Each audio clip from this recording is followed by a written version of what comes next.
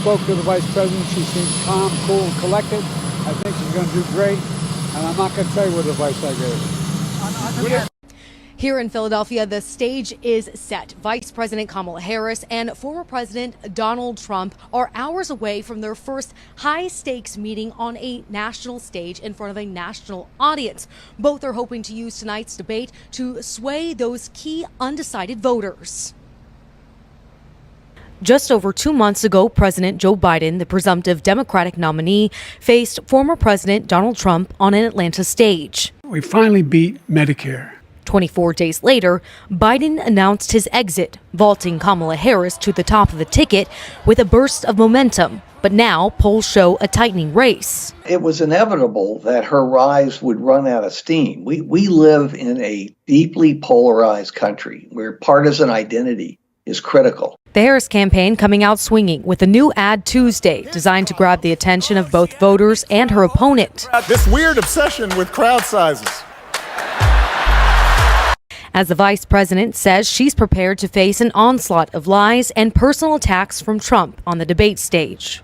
He plays from this really old and tired playbook, right? Where there's no floor for him in terms of how low he will go. But the Trump campaign expects the former president will stay on message. He has to focus on what he has focused on primarily throughout the whole campaign trail, talking about bringing down inflation, talking about securing that southern border, and making sure that he holds Kamala's feet to the fire for 50 days.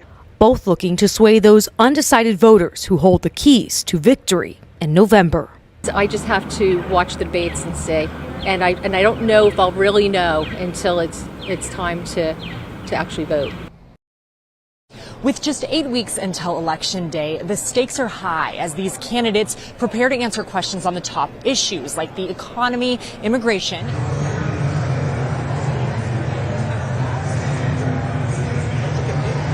I spoke to the Vice President. She seems calm, cool, and collected. I think she's going to do great, and I'm not going to tell you what advice I gave her. Here in Philadelphia, the stage is set. Vice President Kamala Harris and former President Donald Trump are hours away from their first high-stakes meeting on a national stage in front of a national audience. Both are hoping to use tonight's debate to sway those key undecided voters. Just over 2 months ago, President Joe Biden, the presumptive Democratic nominee, faced former President Donald Trump on an Atlanta stage. We finally beat Medicare. 24 days later, Biden announced his exit, vaulting Kamala Harris to the top of the ticket with a burst of momentum. But now polls show a tightening race. It was inevitable that her rise would run out of steam. We live in a deeply polarized country where partisan identity is critical. The Harris campaign coming out swinging with a new ad Tuesday designed to grab the attention of both voters and her opponent. This weird obsession with crowd sizes. As the vice president says she's prepared to face an onslaught of lies and personal attacks from Trump on the debate stage. He plays from this really old and tired playbook, right? Where there's no floor for him in terms of how low he will go. But the Trump campaign expects the former president will stay on message. He has to focus on what he has focused on primarily throughout the whole campaign trail, talking about bringing down inflation, talking about securing that southern border, and making sure that he holds Kamala's feet to the fire for 50 days. Both looking to sway those undecided voters who hold the keys to victory in November. I just have to watch the debates and see. And I don't know if I'll really know until it's time to actually vote. With just 8 weeks until Election Day, the stakes are high as these candidates prepare to answer questions on the top issues like the economy, immigration, and reproductive rights. Each of them has something different to prove as they pitch a vision for the country. Tonight, former President Donald Trump and Vice President Kamala Harris are meeting on the debate stage, both looking to pitch themselves as the best person for the job. If she gets in, our country doesn't have a chance. Look, it's time to turn the page on the divisiveness.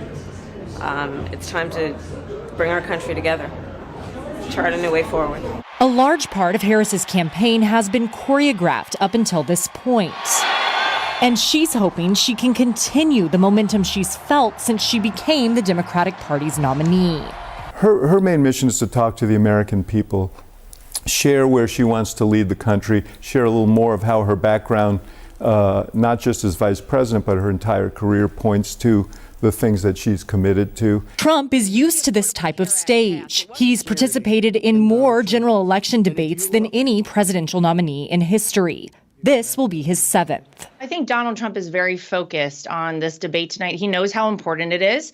He doesn't take anything for granted. While views of Trump are largely set, the debate still offers risks for the former president, particularly when it comes to the tone and tactics he takes with his rival. There will be no public audience, no previously written notes, and the microphones will be muted unless it's the candidate's turn to speak. Now, the Harris campaign pushed to keep the mics open in hopes of allowing for more dynamic exchanges, but the rules were agreed to when President Joe Biden was still the candidate. As of right now, this is the only presidential debate for Harris and Trump on the schedule. Donald Trump and Kamala Harris have spent months talking about one another. If Comrade Kamala Harris gets 4 more years, you will be living a full-blown banana republic. If you've got something to say it to my face. On Tuesday night, they will talk to one another in a duel seen around the world, but with one of the most important audiences here in Pennsylvania. And I don't know if I'll really know until it's time to actually vote. This will be Trump's 7th debate, more than any nominee in history. Harris and her team have studied all of the previous 6, 3 with Hillary Clinton, no puppet, no puppet. And it's pretty clear. You're the puppet. And 3 with Joe Biden. Will you shut up, man? Which offer lessons for both sides. Freedom, freedom. For Harris, it's a marquee moment to show Americans she is ready to assume the presidency. A question very much on the minds of voters in pivotal Bucks County, just outside Philadelphia, where signs of support for all sides are inescapable. By nature, I am a Republican, always voted Republican. Not sure this year.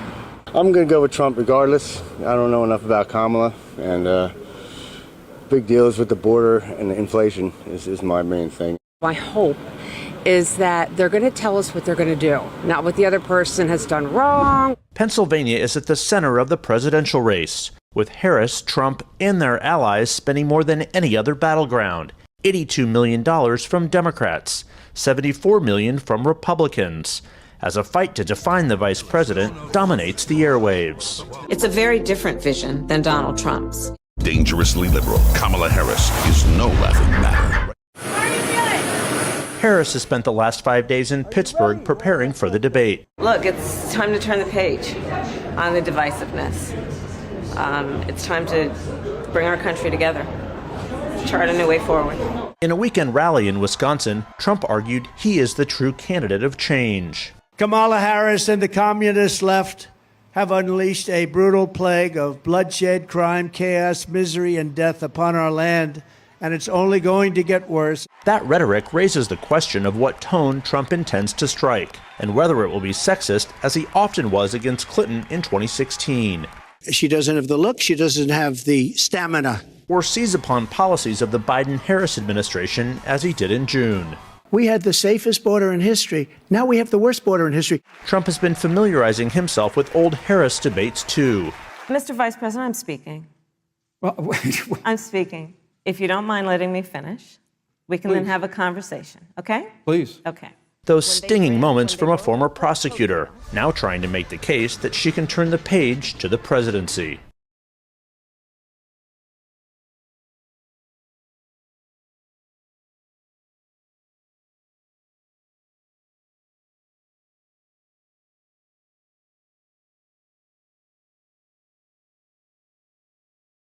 Voters.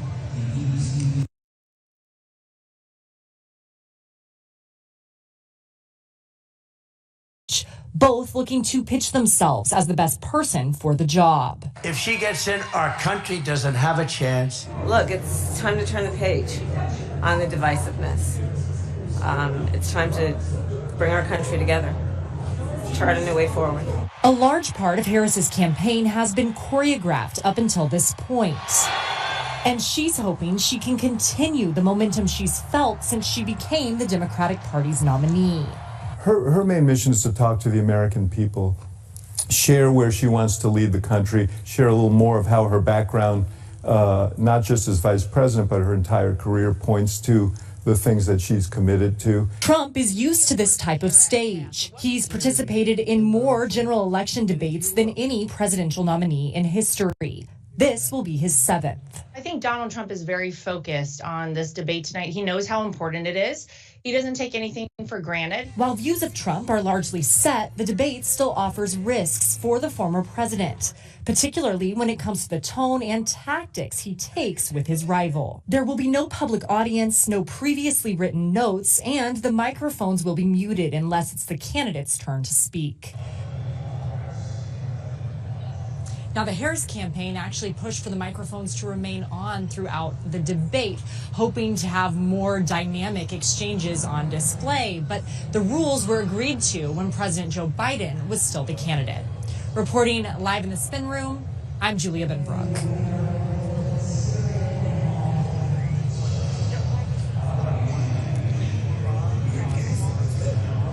All right, let's do it.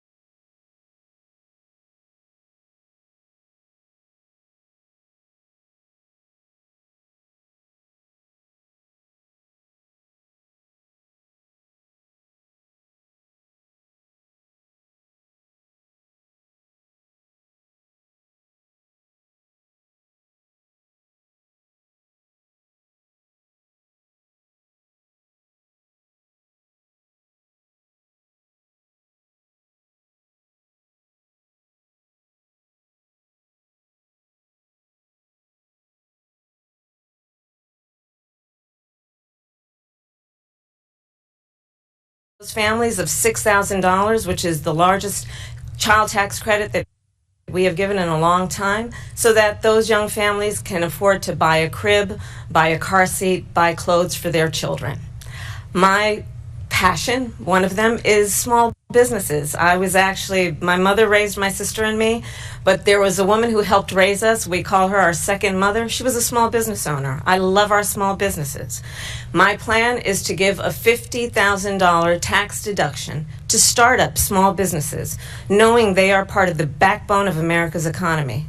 My opponent, on the other hand, his plan is to do what he has done before, which is to provide a tax cut for billionaires and big corporations, which will result in $5 trillion to America's deficit. My opponent has a plan that I call the Trump's sales tax, which would be a 20% tax on everyday goods that you rely on to get through the month. Economists have said that Trump sales tax would actually result for middle-class families in about $4,000 more a year, because of his policies and his ideas about what should be the backs of middle-class people paying for tax cuts for billionaires. President Trump, I'll give you 2 minutes. First of all, I have no sales tax. That's an incorrect statement. She knows that. We're doing tariffs on other countries. Other countries are going to finally, after 75 years, pay us back for all that we've done for the world. And the tariff will be substantial in some cases. I took in billions and billions of dollars, as you know, from China. In fact, they never took the tariff off because it was so much money they can't. It would totally destroy everything that they've set out to do. They're taking in billions of dollars from China and other places. They've left the tariffs on. When I had it, I had tariffs, and yet I had no inflation. Look, we've had a terrible economy because inflation which is really known as a country buster. It breaks up countries. We have inflation like very few people have ever seen before, probably the worst in our nation's history. We were at 21%, but that's being generous because many things are 50, 60, 70, and 80% higher than they were just a few years ago. This has been a disaster for people, for the middle class, but for every class. On top of that, we have millions of people pouring into our country from prisons and jails, from mental institutions and insane asylums. And they're coming in and they're taking jobs that are occupied right now by African Americans and Hispanics and also unions. Unions are going to be affected very soon. And you see what's happening. You see what's happening with towns throughout the United States. You look at Springfield, Ohio. You look at Aurora in Colorado. They are taking over the towns. They're taking over buildings. They're going in violently. These are the people that she and Biden led into our country, and they're destroying our country. They're dangerous. They're at the highest level of criminality, and we have to get them out. We have to get them out fast. I created one of the greatest economies in the history of our country. I'll do it again and even better. We are going to get to immigration and border security during this debate, but I would like to let Vice President Harris respond on the economy here. Well, I would love to. Let's talk about what Donald Trump left us. Donald Trump left us the worst unemployment since the Great Depression. Donald Trump left us the worst public health epidemic in a century. Donald Trump left us the worst attack on our democracy since the Civil War. And what we have done is clean up Donald Trump's mess. What we have done and what I intend to do is build on what we know are the aspirations and the hopes of the American people. But I'm going to tell you all in this debate tonight, you're going to hear from the same old tired playbook, a bunch of lies, grievances, and name calling. What you're going to hear tonight is a detailed and dangerous plan called Project 2025 that the former president intends on implementing if he were elected again. I believe very strongly that the American people want a president who understands the importance of bringing us together, knowing we have so much more in common than what separates us, and I pledge to you to be a president for all Americans. President Trump will give you a minute here to respond. Number one, I have nothing to do, as you know, and as she knows better than anyone, I have nothing to do with Project 2025. That's out there. I haven't read it. I don't want to read it purposely. I'm not going to read it. This was a group of people that got together. They came up with some ideas, I guess some good, some bad, but it makes no difference. I have nothing to do. Everybody knows I'm an open book. Everybody knows what I'm going to do. Cut taxes very substantially and create a great economy like I did before. We had the greatest economy. We got hit with a pandemic, and the pandemic was not since 1917, where 100 million people died, has there been anything like it. We did a phenomenal job with the pandemic. We handed them over a country where the economy and where the stock market was higher than it was before the pandemic came in. Nobody's ever seen anything like it. We made ventilators for the entire world. We got gowns, we got masks, we did things that nobody thought possible. And people give me credit for rebuilding the military. They give me credit for a lot of things, but not enough credit for the great job we did with the pandemic. But the only jobs they got were bounce back jobs. These were jobs bounced back, and it bounced back and it went to their benefit. But I was the one that created them. They know it, and so does everybody else. Vice President Harris, I'll let you respond. So Donald Trump has no plan for you. And when you look at his economic plan, it's all about tax breaks for the richest people. I am offering what I describe as an opportunity economy, and the best economists in our country, if not the world, have reviewed our relative plans for the future of America. What Goldman Sachs has said is that Donald Trump's plan would make the economy worse, mine would strengthen the economy. What the Wharton School has said is Donald Trump's plan would actually explode the deficit. 16 Nobel laureates have described his economic plan as something that would increase inflation and by the middle of next year would invite a recession. You just have to look at where we are and where we stand on the issues. And I'd invite you to know that Donald Trump actually has no plan for you because he is more interested in defending himself than he is in looking out for you. That's just a soundbite. They gave her that to say. Look, I went to the Wharton School of Finance, and many of those professors, the top professors, think my plan is a brilliant plan. It's a great plan. It's a plan that's going to bring up our worth, our value as a country. It's going to make people want to be able to go and work and create jobs and create a lot of good, solid money for our country. And just to finish off, she doesn't have a plan. She copied Biden's plan, and it's like 4 sentences, like run, spot, run. 4 sentences that are just, oh, we'll try and lower taxes. She doesn't have a plan. Take a look at her plan. She doesn't have a plan. Mr. President, I do want to drill down on something you both brought up. The Vice President brought up your tariffs. You responded, and let's drill down on this, because your plan is what she calls is essentially a national sales tax. Your proposal calls for tariffs, as you pointed out here, on foreign imports across the board. You recently said that you might double your plan, imposing tariffs up to 20% on goods coming into this country. As you know, many economists say that with tariffs at that level, costs are then passed on to the consumer. Vice President Harris has argued it'll mean higher prices on gas, food, clothing, medication, arguing it costs the typical family nearly $4,000 a year. Do you believe Americans can afford higher prices because of tariffs? They're not going to have higher prices. What's going to have, and who's going to have higher prices, is China and all of the countries that have been ripping us off for years. I was the only president ever. China was paying us hundreds of billions of dollars, and so were other countries. And, you know, if she doesn't like them, they should have gone out and they should have immediately cut the tariffs. But those tariffs are there 3.5 years now under their administration. We are going to take in billions of dollars, hundreds of billions of dollars. I had no inflation, virtually no inflation. They had the highest inflation perhaps in the history of our country, because I've never seen a worse period of time. People can't go out and buy cereal or bacon or eggs or anything else.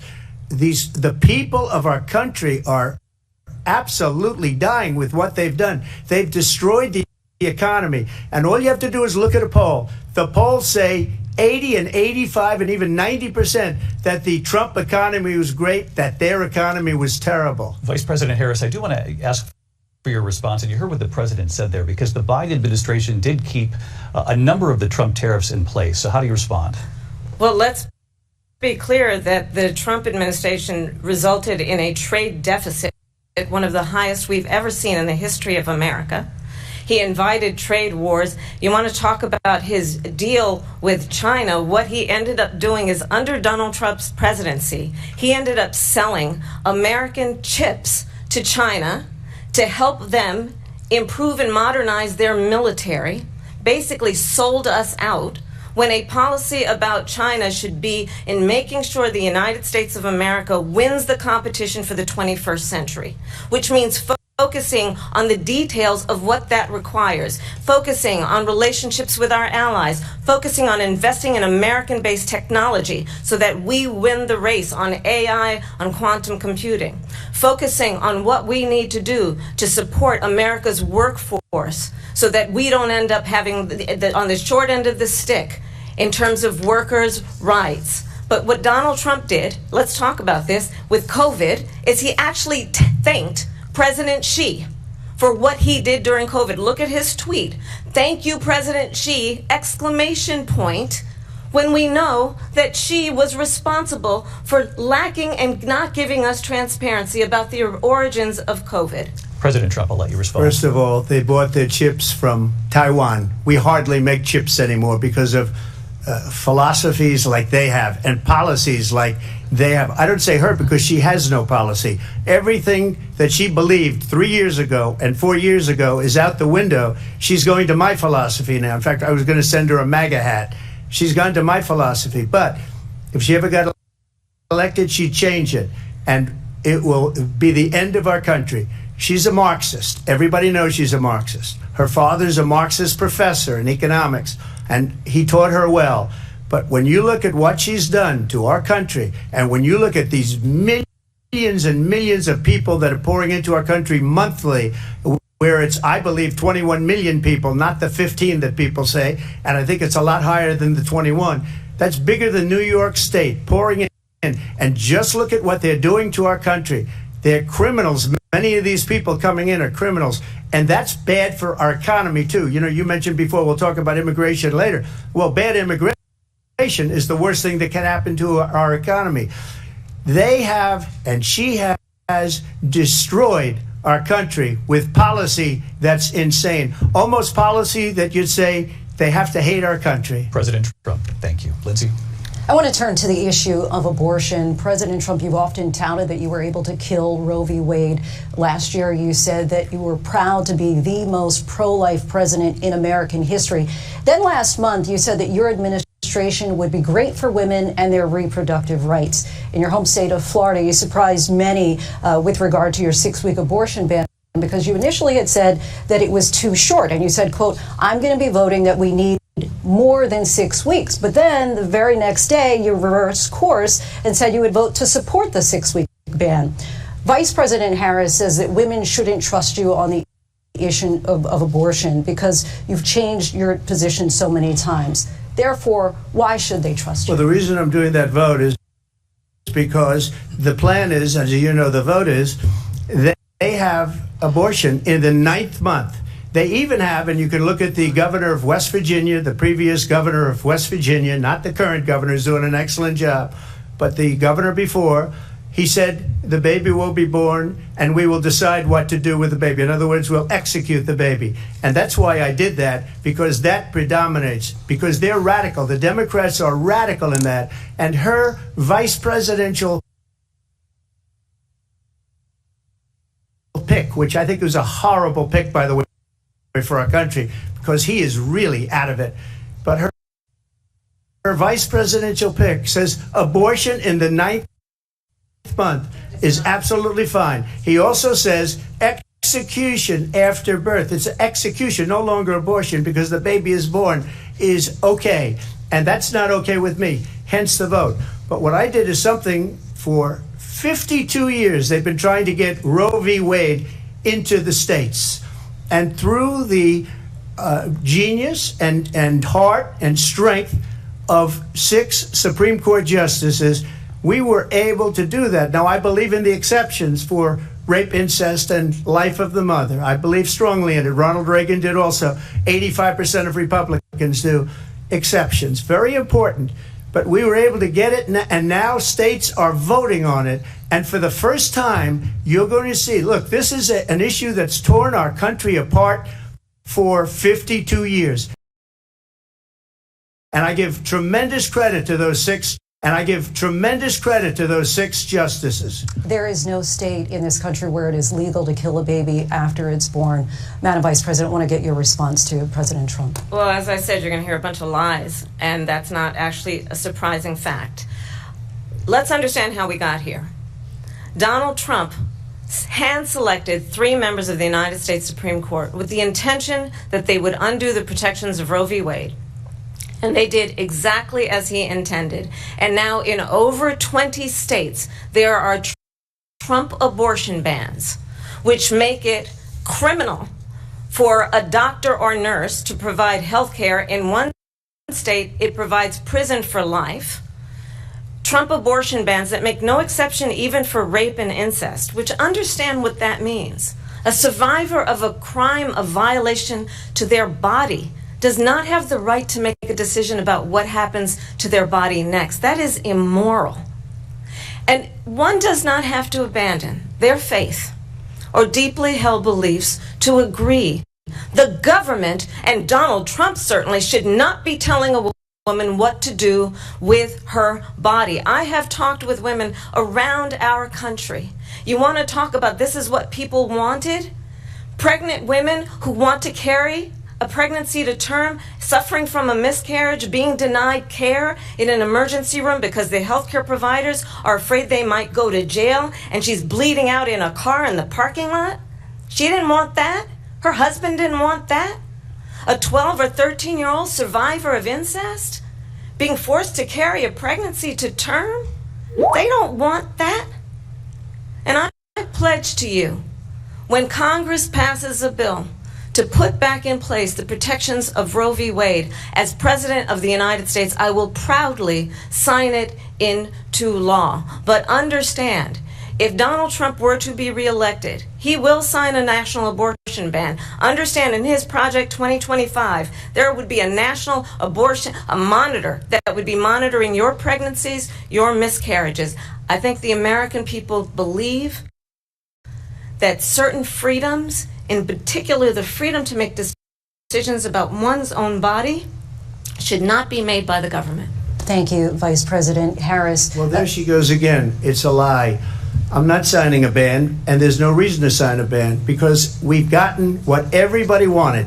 Democrats, Republicans, and everybody else, and every legal scholar wanted it to be brought back into the states. And the states are voting.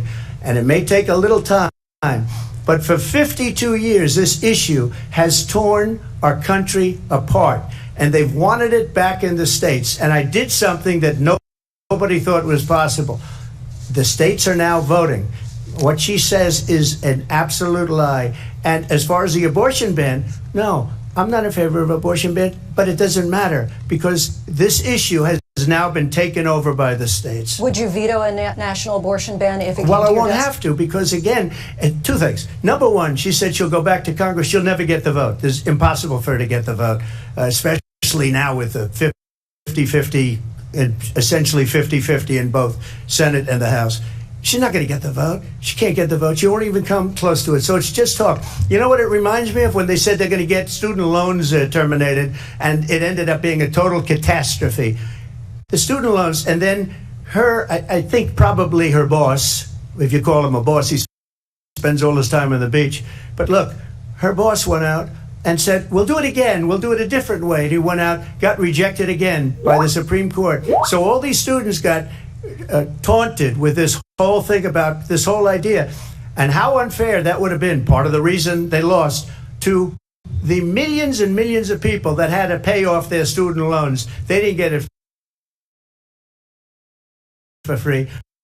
But they were saying it's the same way that they talked about that they talk about abortion. But if I could just get a yes or no, because your running mate, J.D. Vance, has said that you would veto it if it did come to your desk. Well, I didn't discuss it with J.D. In all fairness, J.D., and I don't mind if he has a certain view, but I think he was speaking for me, but I really didn't. Look, we don't have to discuss it because she'd never be able to get it, just like she couldn't get student loans. They couldn't get student loans. They didn't even come close to getting student loans. They taunted young people and a lot of other people that had loans. They can never get this approved. So it doesn't matter what she says about going to Congress. Well, wonderful. Let's go to Congress, do it. But the fact is that for years they wanted to get it out of Congress and out of the federal government. And we did something that everybody said couldn't be done. And now you have a vote of the people on abortion. Vice President Harris, I want to give you your time to respond, but I do want to ask, would you support any restrictions on a woman's right to an abortion? I absolutely support reinstating the protections of Roe v. Wade. And as you rightly mentioned, nowhere in America is a woman carrying a pregnancy to term and asking for an abortion. That is not happening. It's insulting to the women of America. And understand what has been happening under Donald Trump's abortion bans. Couples who pray and dream of having a family are being denied IVF treatments. What is happening in our country? Working people, working women who are working 1 or 2 jobs, who can barely afford childcare as it is, have to travel to another state to get on a plane sitting next to strangers to go and get the health care she needs. Barely can afford to do it, and what you are putting her through is unconscionable. And the people of America have not, the majority of Americans believe in a woman's right to make decisions about her own body, and that is why in every state where this issue has been on the ballot, in red and blue states both, the people of America have voted for freedom.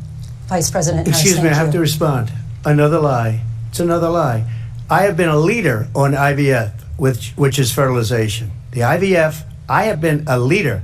In fact, when they got a very negative decision on IVF from the Alabama courts, I saw the people of Alabama and the legislature 2 days later voted it in. I've been a leader on it. They know that, and everybody else knows it.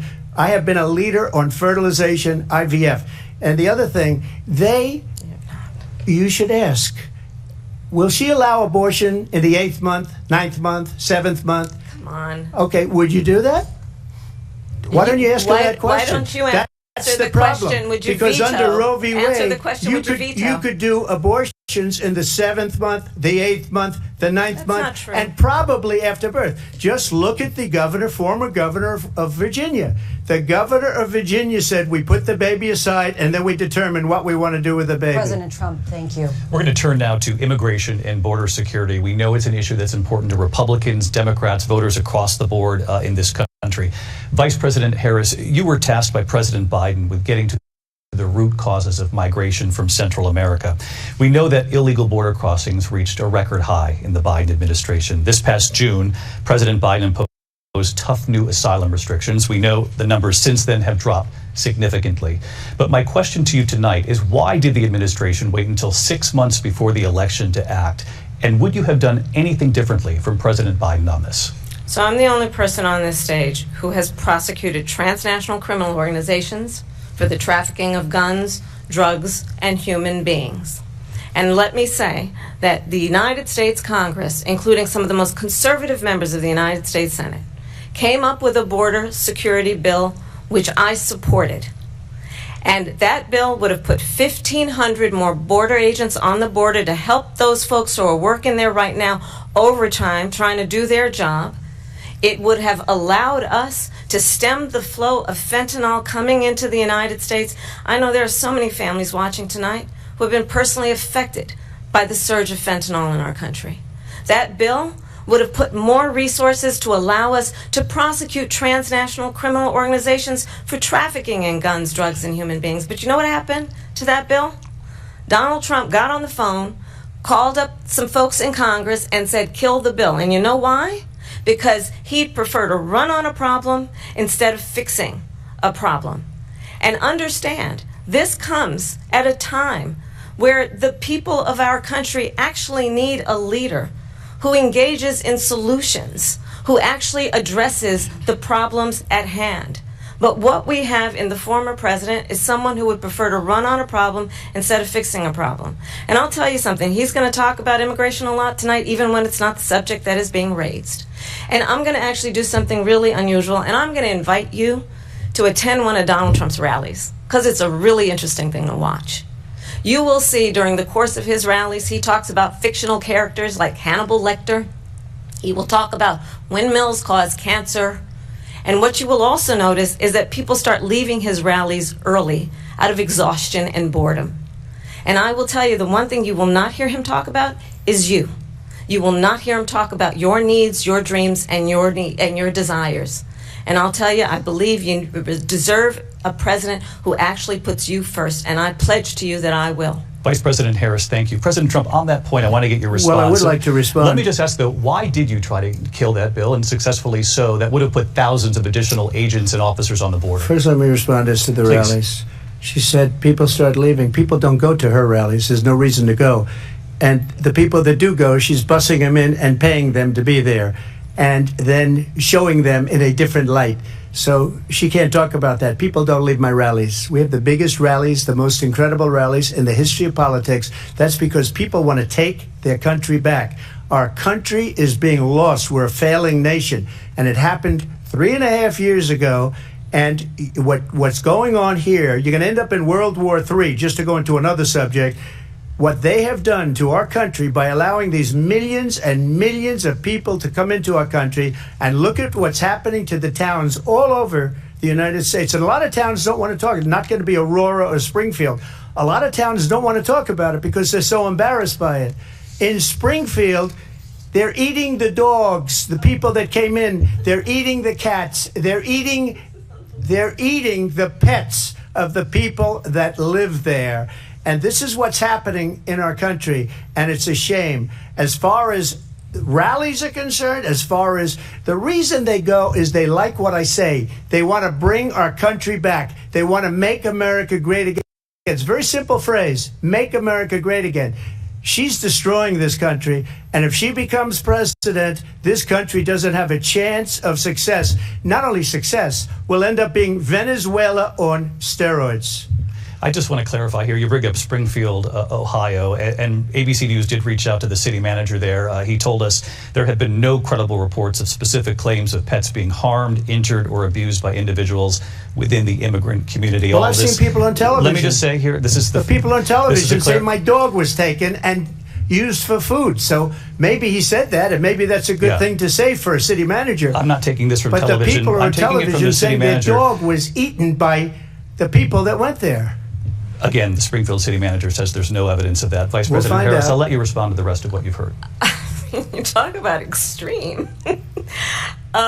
You know, this is, I think, one of the reasons why in this election I actually have the endorsement of 200 Republicans who have formerly worked with President Bush, Mitt Romney, and John McCain, including the endorsement of former Vice President Dick Cheney and Congress member Liz Cheney.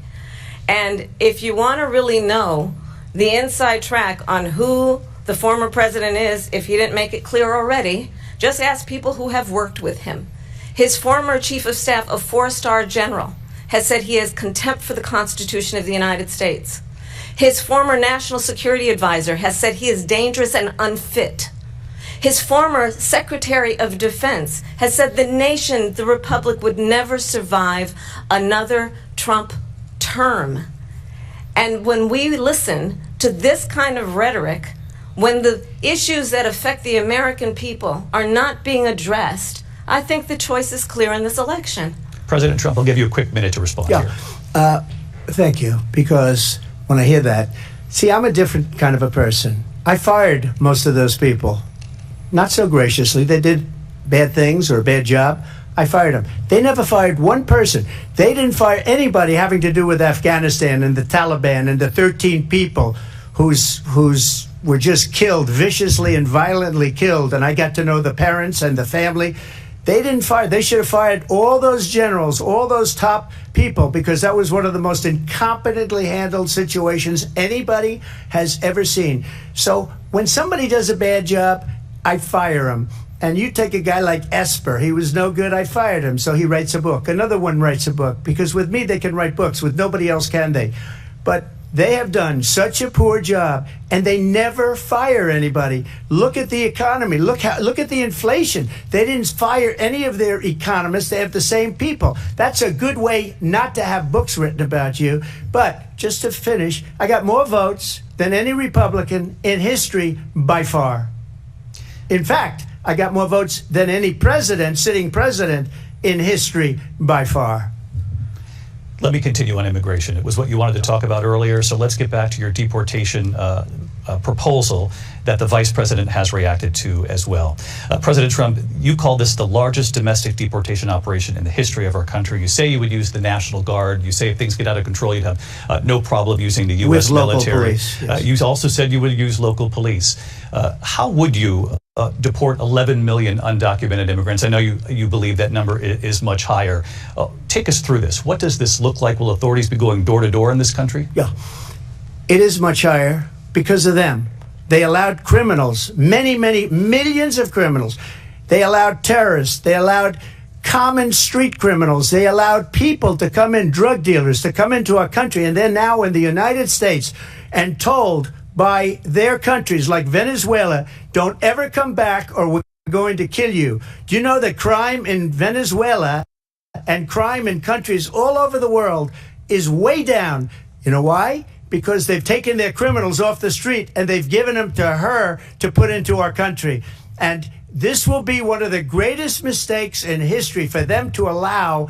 And I think they probably did it because they think they're going to get votes, but it's not worth it because they're destroying the fabric of our country by what they've done. There's never been anything done like this at all. They've destroyed the fabric of our country. Millions of people let in, and all over the world, crime is down all over the world except here. Crime here is up and through the roof. Despite their fraudulent statements that they made, crime in this country is through the roof. And we have a new form of crime. It's called migrant crime. And it's happening at levels that nobody thought possible. President Trump, as you know, the FBI says overall violent crime is actually coming down in this country. But Vice Excuse me, President the Harris, FBI they were defrauding statements. They didn't include the worst cities. They didn't include the cities with the worst crime. It was a fraud. Just like their number of 818,000 jobs that they said they created turned out to be a fraud. President Trump, thank you. I'll let you respond, Vice President Harris. Well, I think this is so rich coming from someone who has been prosecuted for national security crimes, economic crimes, election interference, has been found liable for sexual assault, and his next big court appearance is in November at his own criminal sentencing. And let's be clear, where each person stands on the issue of what is important about respect for the rule of law and respect for law enforcement. The former vice president called for defunding federal law enforcement, 45,000 agents, get this, on the day after he was arraigned on 34 felony counts. So let's talk about what is important in this race. It is important that we move forward, that we turn the page on this same old tired rhetoric and address the needs of the American people, address what we need to do about the housing shortage, which I have a plan for, address what we must do to support our small businesses, address bringing down the price of groceries. But frankly, the American people are exhausted with this same old tired playbook. Vice President Harris, thank you. Excuse me. Every one of those cases was started by them against their political opponent. And I'm winning most of them, and I will win the rest on appeal. And you saw that with the decision that came down just recently from the Supreme Court. I'm winning most of them. But those are cases, it's called weaponization. Never happened in this country. They weaponized the Justice Department. Every one of those cases was involved with the DOJ, from Atlanta and Fani Willis to the Attorney General of New York and the DA in New York. Every one of those cases. And then they say, oh, he's a criminal. They're the ones that made them go after me. By the way, Joe Biden was found essentially guilty on the documents case. And what happened in my documents case? They said, oh, that's the toughest of them all. A complete and total victory. 2 months ago, it was thrown out. It's weaponization, and they used it, and it's never happened in this country. They used it to try and win an election. They're fake cases. President Trump, thank you. A really quick response here, Vice President Harris, on this notion of weaponization of the Justice Department. Well, let's talk about extreme and understand the context in which this election in 2024 is taking place. The United States Supreme Court recently ruled that the former president would essentially be immune from any misconduct if he were to enter the White House again. Understand, this is someone who has openly said he would terminate, I'm quoting, terminate the Constitution of the United States, that he would weaponize the Department of Justice against his political enemies. Someone who has openly expressed disdain for members of our military. Understand what it would mean if Donald Trump were back in the White House with no guardrails, because certainly we know now the court won't stop him. We know J.D. Vance is not going to stop him. It's up to the American people Vice President to stop Harris, him. Thank you. Lindsay? Vice President Harris, in your last run for president. This is the one that weaponized, not me. She weaponized. I probably took a bullet to the head because of the things that they say about me. They talk about democracy. I'm a threat to democracy. They're the threat to democracy with a fake Russia investigation We do have a lot that went nowhere. We have a lot to get to. Lindsay? Vice President Harris, in your last run for president, you said you wanted to ban fracking. Now you don't. You wanted mandatory government buyback programs for assault weapons. Now your campaign says you don't. You supported decriminalizing border crossings. Now you're taking a harder line. I know you say that your values have not changed. So then why have so many of your policy positions changed? So my values have not changed, and I'm going to discuss every one of the, at least every point that you've made. But in particular, let's talk about fracking, because we're here in Pennsylvania. I made that very clear in 2020. I will not ban fracking. I have not banned fracking as Vice President of the United States, and in fact, I was the tie-breaking vote on the Inflation Reduction Act, which opened new leases for fracking. My position is that we have got to invest in diverse sources of energy so we reduce our reliance on foreign oil. We have had the largest increase in domestic oil production in history because of an approach that recognizes that we cannot over-rely on foreign oil. As it relates to my values, let me tell you, I grew up a middle-class kid raised by a hardworking mother who worked and saved and was able to buy our first home when I was a teenager. The values I bring to the importance of home ownership, knowing not everybody got handed $400 million on a silver platter and then filed bankruptcy 6 times, is a value that I bring to my work, to say we are going to work with the private sector and home builders to increase 3 million homes, increase by 3 million homes by the end of my first term. My work that is related to having a friend when I was in high school who was sexually assaulted by her stepfather. And my focus then on protecting women and children from violent crime is based on a value that is deeply grounded in the importance of standing up for those who are most vulnerable. My work that is about protecting Social Security and Medicare is based on long-standing work that I have done, protecting seniors from scams. My values have not changed.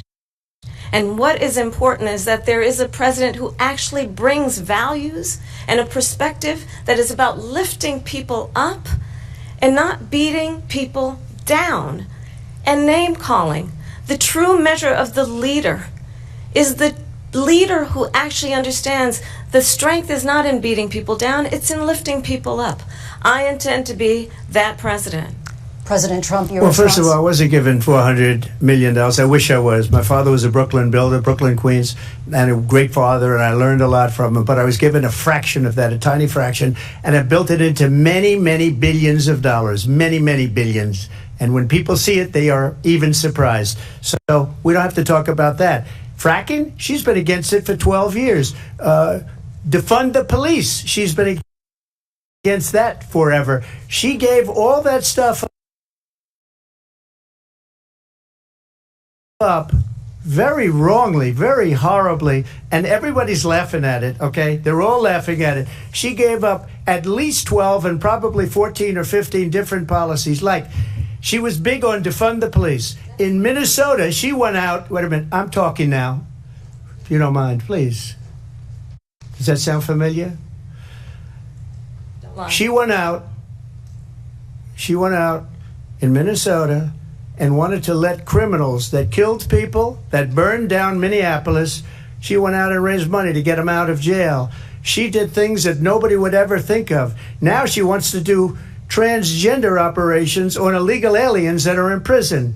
This is a radical left liberal that would do this. She wants to confiscate your guns, and she will never allow fracking in Pennsylvania. If she won the election, fracking in Pennsylvania will end on day one. Just to finish, one thing so important in my opinion. So I got the oil business going like nobody has ever done before.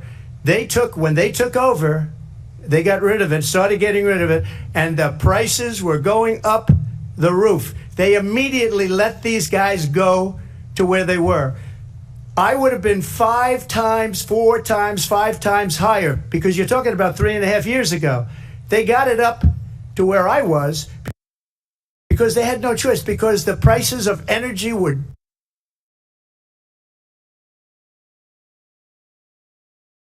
quadrupling and doubling. You saw what happened to gasoline. So they said, let's go back to Trump.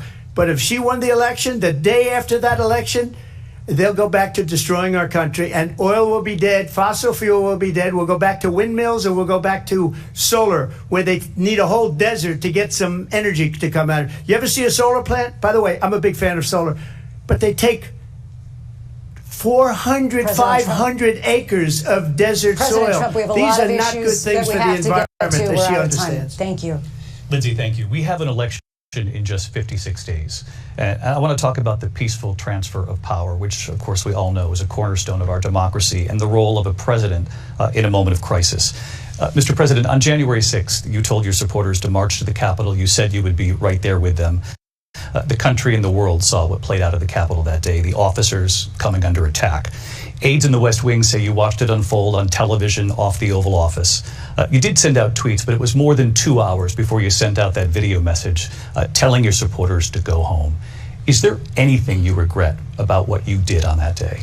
You just said a thing that isn't covered. Peacefully and patriotically, I said during my speech, not later on. Peacefully and patriotically. And nobody on the other side was killed. Ashley Babbitt was shot by an out-of-control police officer that should have never, ever shot her. It's a disgrace. But we didn't do this group of people that have been treated so badly. I ask, what about all the people that are pouring into our country and killing people that she allowed to pour in? She was the border czar, remember that. She was the border czar. She doesn't want to be called the border czar because she's embarrassed by the border. In fact, she said at the beginning, oh, I'm surprised you're not talking about the border yet. That's because she knows what a bad job they've done. What about those people? When are they going to be prosecuted? When are these people from countries all over the world, not just South America? They're coming in from all over the world, David, all over the world. And crime rates are down all over the world because of it. But let me just when are those, David, when are those people going to be prosecuted? When are the people that burned down Minneapolis going to be prosecuted? Or in Seattle? They went into Seattle. They took over a big percentage of the city of Seattle. When are those people going to be prosecuted? But let me just ask you. You might ask her that question. You were the president. You were watching it unfold on television. It's a very simple question as we move forward toward another election. Is there anything you regret about what you did on that day? Yes or no? I had nothing to do with that other than they asked me to make a speech. I showed up for a speech. I said, I think it's going to be big. I went to Nancy Pelosi and the mayor of Washington, D.C., and the mayor put it back in writing, as you know. I said, you know, this is going to be a very big rally or whatever you want to call it. And again, it wasn't done by me. It was done by others. I said, I'd like to give you 10,000 National Guard or soldiers. They rejected me. Nancy Pelosi rejected me. It was just 2 weeks ago. Her daughter has a tape of her saying she is fully responsible for what happened. They want to get rid of that tape. It would have never happened if Nancy Pelosi and the mayor of Washington did their jobs. I wasn't responsible for security. Nancy Pelosi was responsible. She didn't do her job. The question was about you as president, not about former Speaker Pelosi, but I do want Vice President Harris to respond here. I was at the Capitol on January 6th. I was the vice president-elect. I was also an acting senator. I was there. And on that day, the President of the United States incited a violent mob to attack our nation's capital, to desecrate our nation's capital. On that day, 140 law enforcement officers were injured, and some died. And understand, the former president has been indicted and impeached for exactly that reason. But this is not an isolated situation.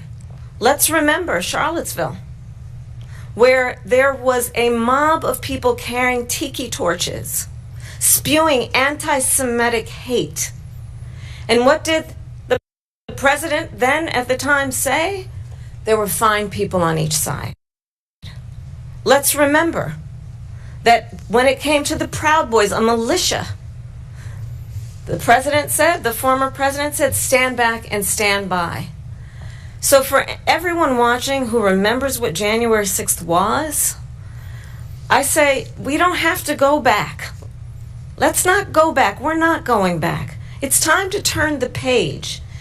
And if that was a bridge too far for you, well, there is a place in our campaign for you to stand for country, to stand for our democracy, to stand for rule of law, and to end the chaos, and to end the approach that is about attacking the foundations of our democracy because you don't like the outcome. And be clear on that point. Donald Trump, the candidate, has said in this election there will be a bloodbath if this and the outcome of this election is not to his liking. Let's turn the page on this. Let's not go back. Let's chart a course for the future and not go backwards to the past. Let me just follow up here. It was a different term, and it was a term that related to energy because they have destroyed our energy business. That was where bloodbath was. Also, on Charlottesville, that story has been, as you would say, debunked. Laura Ingraham, Sean Hannity, Jesse, all of these people, they covered it. If they go an extra sentence, they will see it was perfect. It was debunked in almost every newspaper, but they still bring it up, just like they bring 2025 up. They bring all of this stuff up. I ask you this, you talk about the Capitol. Why are we allowing these millions of people to come through on the southern border? How come she's not doing anything? And I'll tell you what I would do, and I would be very proud to do it. I would say we would both leave this debate right now. I'd like to see her go down to Washington, D.C. during this debate because we're wasting a lot of time. Go down to, because she's been so bad, it's so ridiculous. Go down to Washington, D.C. and let her sign a bill to close up the border because they have the right to do it. They don't need bills. They have the right to do it. The President of the United States, you'll get him out of bed. You'll wake him up at 4 o'clock in the afternoon. You'll say, come on down to the office. Let's sign a bill. If he signs a bill that the border is closed, all he has to do is say it to the Border Patrol, who are phenomenal. If they do that, the border is closed. Mr. Those President, people are killing many people, unlike J6. We talked immigration here tonight. I do want to focus on this next issue to both of you because it really brings us this into focus, truth in these times that we're living in. Mr. President, for 3.5 years after you lost the 2020 election, you repeatedly falsely claimed that you won, many times saying you won in a landslide. In the past couple of weeks leading up to this debate, you have said, quote, you lost by a whisker, that you, quote, didn't quite make it, that you came up a little bit short. I said that? Are you now acknowledging that you lost in 2020? No, I don't acknowledge that at all. But I you said did that say sarcastically. that. You know that. It was said, oh, we lost by a whisker. That was said sarcastically. Look, there's so much proof. All you have to do is look at it. And they should have sent it back to the legislatures for approval. I got almost 75 million votes, the most votes any sitting president has ever gotten. I was told if I got 63, which was what I got in 2016, you can't be beaten. The election, people should never be thinking about an election as fraudulent. We need two things. We need walls, and we have to have it. We have to have borders, and we have to have good elections. Our elections are bad. And a lot of these illegal immigrants coming in, they're trying to get them to vote. They can't even speak English. They don't even know what country they're in practically. And these people are trying to get them to vote. And that's why they're allowing them to come into our country. I did watch all of these pieces of video. I didn't detect the sarcasm, lost by a whisker. We didn't quite make it. And we should just point out here as clarification, and you know this, you and your allies, 60 cases in front of many judges, many of them Republican. No judge looked at it. And said they said no we didn't have widespread standing. fraud. That's the other thing. They said we didn't have standing, a technicality. Can you imagine a system where a person in an election doesn't have standing? The president of the United States doesn't have standing. That's how we lost. If you look at the facts, and I'd love to have you'll do a special on it. I'll show you Georgia, and I'll show you Wisconsin, and I'll show you Pennsylvania, and I'll show you. We have so many facts and statistics, but you know what? That doesn't matter because we have to solve the problem that we have right now. That's old news. And the problem that we have right now is we have a nation in decline, and they have put it into decline. We have a nation that is dying, David. Mr. President, thank you. Vice President Harris, you heard the president there tonight. He said he didn't say that he lost by a whisker. So he still believes he did not lose the election that was won by President Biden and yourself. But I do want to ask you about something that's come up in the last couple of days. This was a post from President Trump about this upcoming election just weeks away. He said, when I win, those people who cheated, and then he lists donors, voters, election officials, he says will be prosecuted to the fullest extent of the law, which will include long-term prison sentences. One of your campaign's top lawyers responded saying, we won't let Donald Trump intimidate us. We won't let him suppress the vote. Is that what you believe he's trying to do here? Donald Trump was fired by 81 million people. So let's be clear about that. And clearly he is having a very difficult time processing that.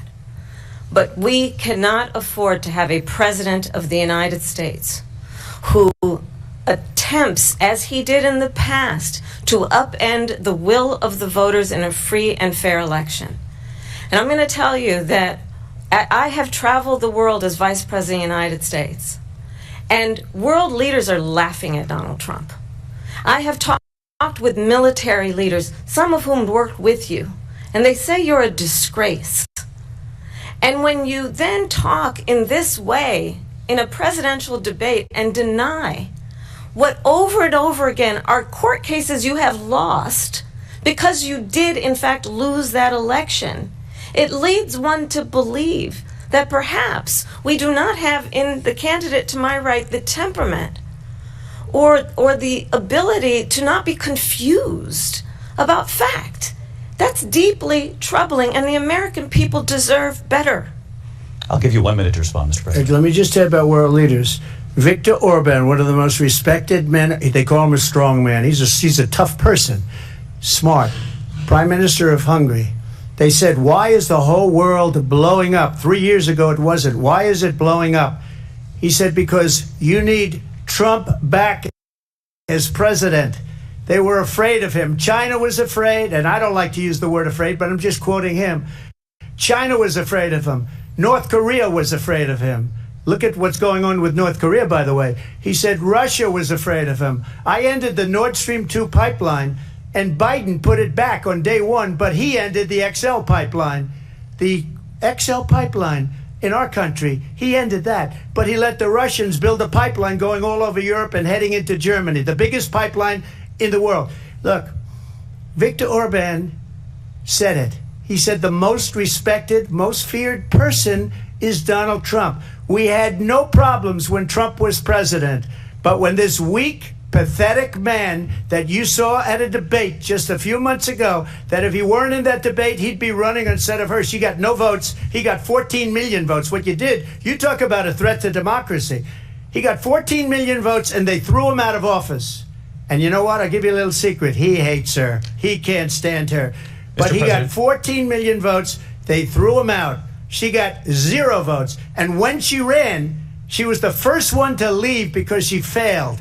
And now she's running. I don't understand it, but I'm okay with it because your time is I think up. we're going to do very well. We've got a lot more to get to. Turning now to the Israel-Hamas war and the hostages who are still being held, Americans among them. Vice President Harris, in December, you said, quote, Israel has a right to defend itself, but you added, quote, it matters how, saying international humanitarian law must be respected. Israel must do more to protect innocent civilians. You said that 9 months ago. Now an estimated 40,000 Palestinians are dead. Nearly 100 hostages remain. Just last week, Prime Minister Benjamin Netanyahu said there's not a deal in the making. President Biden has not been able to break through the stalemate. How would you do it? Well, let's understand how we got here. On October 7, Hamas, a terrorist organization, slaughtered 1,200 Israelis. Many of them young people who were simply attending a concert. Women were horribly raped. And so absolutely, I said then, I say now, Israel has a right to defend itself. We would. And how it does so matters. Because it is also true, far too many innocent Palestinians have been killed. Children, mothers. What we know is that this war must end. It must end immediately, and the way it will end is we need a ceasefire deal and we need the hostages out. And so we will continue to work around the clock on that. Work around the clock, also understanding that we must chart a course for a two-state solution. And in that solution, there must be security for the Israeli people and Israel, and in equal measure for the Palestinians. But the one thing I will assure you always, I will always give Israel the ability to defend itself, in particular as it relates to Iran and any threat that Iran and its proxies pose to Israel. But we must have a two-state solution where we can rebuild Gaza, where the Palestinians have security, self-determination, and the dignity they so rightly deserve. President Trump, how would you negotiate with Netanyahu and also Hamas in order to get the hostages out and prevent the killing of more innocent civilians in Gaza? If I were president, it would have never started. If I were president, Russia would have never, ever, I know Putin very well, he would have never, and there was no threat of it either, by the way, for 4 years, have gone into Ukraine and killed millions of people when you add it up, far worse than people understand what's going on over there. But when she mentions about Israel, all of a sudden, she hates Israel. She wouldn't even meet with Netanyahu when he went to Congress to make a very important speech. She refused to be there because she was at a sorority party of hers. She wanted to go to the sorority party. She hates Israel. If she's president, I believe that Israel will not exist within 2 years from now. And I've been pretty good at predictions, and I hope I'm wrong about that one. She hates Israel. At the same time, in her own way, she hates the Arab population because the whole place is going to get blown up. Arabs, Jewish people, Israel will be gone. It would have never happened. Iran was broke under Donald Trump. Now Iran has $300 billion because they took off all the sanctions that I had. Iran had no money for Hamas or Hezbollah or any of the 28 different spheres of terror. And they are spheres of terror, horrible terror. They had no money. It was a big story, and you know it. You covered it very well, actually. They had no money for terror. They were broke. Now they're a rich nation, and now what they're doing is they're spreading that money around. Look at what's happening with the Houthis and Yemen. Look at what's going on in the Middle East. This would have never happened. I will get that settled and fast, and I'll get the war with Ukraine and Russia ended. If I'm president-elect, I'll get it done before even becoming president. Vice President Harris, he says you hate Israel. That's absolutely not true. I have my entire career and life supported Israel and the Israeli people. He knows that. He's trying to, again, divide and distract from the reality, which is it is very well known that Donald Trump is weak and wrong on national security and foreign policy. It is well known that he admires dictators, wants to be a dictator on day one, according to himself. It is well known that he said of Putin that he can do whatever the hell he wants and go into Ukraine. It is well known that he said when Russia went into Ukraine, it was brilliant. It is well known he exchanged love letters with Kim Jong-un. And it is absolutely well known that these dictators and autocrats are rooting for you to be president again because they're so clear they can manipulate you with flattery and favors. And that is why so many military leaders who you have worked with have told me you are a disgrace. That is why we understand that we have to have a president who is not consistently weak and wrong on national security, including the importance of upholding and respecting in highest regard our military. Vice President Harris, thank you. They're the ones, and she's the one that caused it, that's weak on national security by allowing every nation last month for the year, 168 different countries sending people into our country. Their crime rates are way down. Putin endorsed her last week, said, I hope she wins. And I think he meant it because what he's gotten away with is absolutely incredible. It wouldn't have happened with me. The leaders of other countries think that they're weak and incompetent, and they are. They're grossly incompetent. And I just ask one question. Why does Biden go in and kill the Keystone Pipeline and approve the single biggest deal that Russia's ever made, Nord Stream 2, the biggest pipeline anywhere in the world going to Germany and all over Europe? Because they're weak and they're ineffective. And Biden, by the way, President gets paid Trump, a lot of money. Thank you. We have a lot of issues to get to. We'll be right back with much more of this historic ABC News presidential debate from the National Constitution Center right here in Philadelphia. Back in a moment.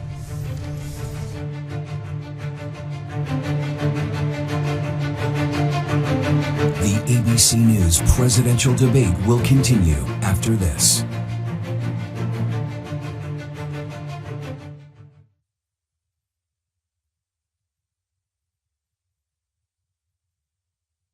I spoke to the vice president. She seemed calm, cool, and collected. I think she's going to do great.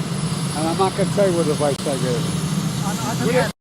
Here in Philadelphia, the stage is set. Vice President Kamala Harris and former President Donald Trump are hours away from their first high-stakes meeting on a national stage in front of a national audience.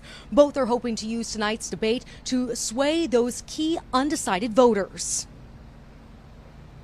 Just over 2 months ago, President Joe Biden, the presumptive Democratic nominee, faced former President Donald Trump on an Atlanta stage. We finally beat Medicare. 24 days later, Biden announced his exit, vaulting Kamala Harris to the top of the ticket with a burst of momentum. But now polls show a tightening race. It was inevitable that her rise would run out of steam. We live in a deeply polarized country where partisan identity is critical. The Harris campaign coming out swinging with a new ad Tuesday designed to grab the attention of both voters and her opponent. This weird obsession with crowd sizes. As the vice president says she's prepared to face an onslaught of lies and personal attacks from Trump on the debate stage. He plays from this really old and tired playbook, right? Where there's no floor for him in terms of how low he will go. But the Trump campaign expects the former president will stay on message.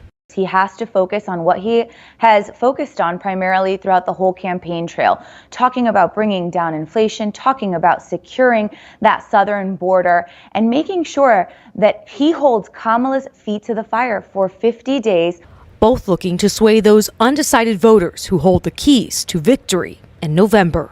I just have to watch the debates and see. And I don't know if I'll really know until it's time to actually vote. With just 8 weeks until Election Day, the stakes are high as these candidates prepare to answer questions on the top issues like the economy, immigration, and reproductive rights. Each of them has something different to prove as they pitch a vision for the country. Tonight, former President Donald Trump and Vice President Kamala Harris are meeting on the debate stage, both looking to pitch themselves as the best person for the job. If she gets in, our country doesn't have a chance. Look, it's time to turn the page on the divisiveness. It's time to bring our country together, chart a new way forward. A large part of Harris's campaign has been choreographed up until this point. And she's hoping she can continue the momentum she's felt since she became the Democratic Party's nominee. Her main mission is to talk to the American people, share where she wants to lead the country, share a little more of how her background, not just as vice president, but her entire career points to the things that she's committed to. Trump is used to this type of stage. He's participated in more general election debates than any presidential nominee in history. This will be his 7th. I think Donald Trump is very focused on this debate tonight. He knows how important it is. He doesn't take anything for granted. While views of Trump are largely set, the debate still offers risks for the former president, particularly when it comes to the tone and tactics he takes with his rival. There will be no public audience, no previously written notes, and the microphones will be muted unless it's the candidate's turn to speak. Now, the Harris campaign pushed to keep the mics open in hopes of allowing for more dynamic exchanges, but the rules were agreed to when President Joe Biden was still the candidate. As of right now, this is the only presidential debate for Harris and Trump on the schedule. Donald Trump and Kamala. That we must defend Ukraine from Russia, from Vladimir Putin, to defend their sovereignty, their democracy, that it's in America's best interest to do so, arguing that if Putin wins, he may be emboldened to move even further into other countries. You have said you would solve this war in 24 hours. You said so just before the break tonight. How exactly would you do that? And I want to ask you a very simple question tonight. Do you want Ukraine to win this war? I want the war to stop. I want to save lives that are being uselessly, people being killed by the millions. It's the millions. It's so much worse than the numbers that you're getting, which are fake numbers. Look, we're in for 250 billion or more because they don't ask Europe, which is a much bigger beneficiary to getting this thing done than we are. They're in for $150 billion less because Biden and you don't have the courage to ask Europe like I did with NATO. They paid billions and billions, hundreds of billions of dollars when I said, either you pay up or we're not going to protect you anymore. So that's maybe one of the reasons they don't like me as much as they like weak people.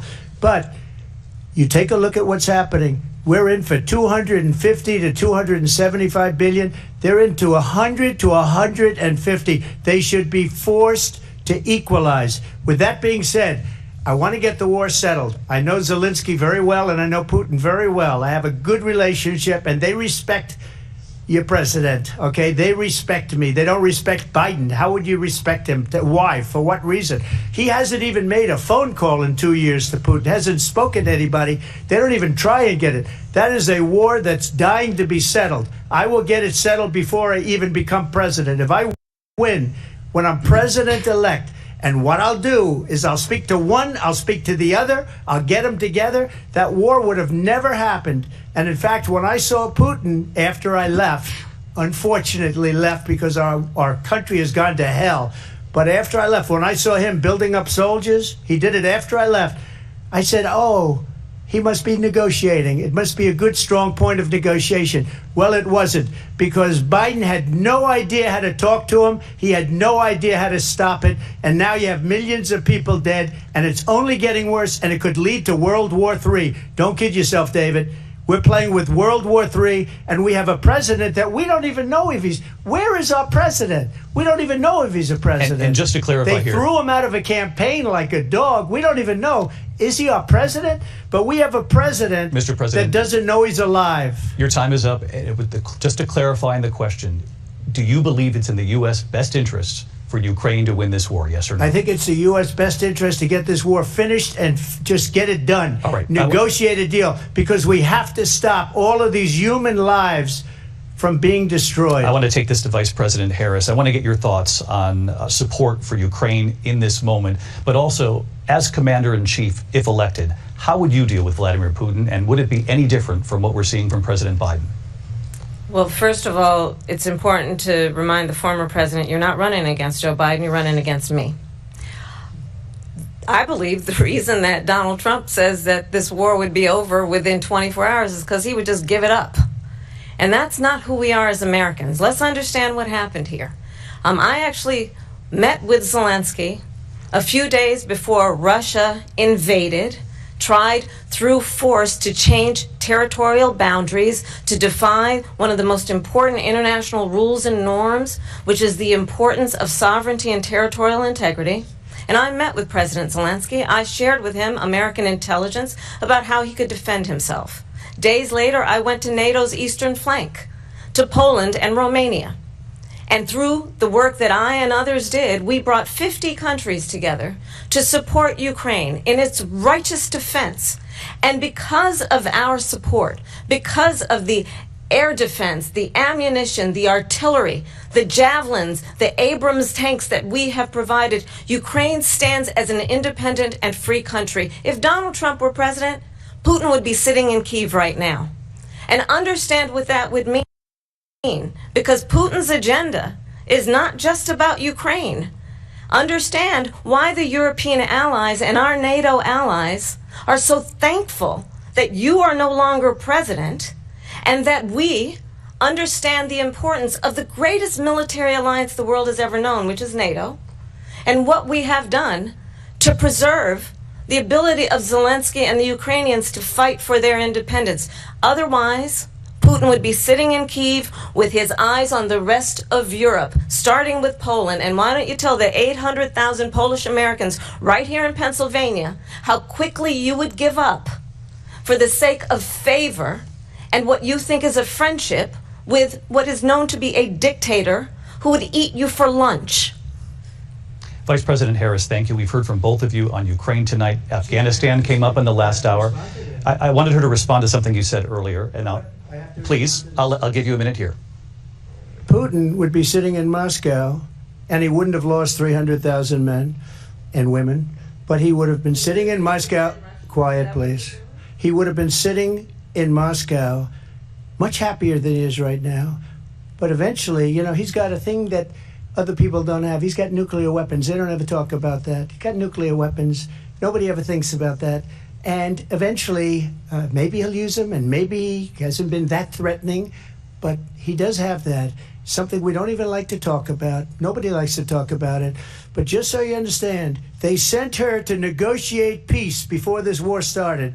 3 days later, he went in and he started the war because everything they said was weak and stupid. They said the wrong things. That war should have never started. She was the emissary. They sent her in to negotiate with Zelensky and Putin, and she did.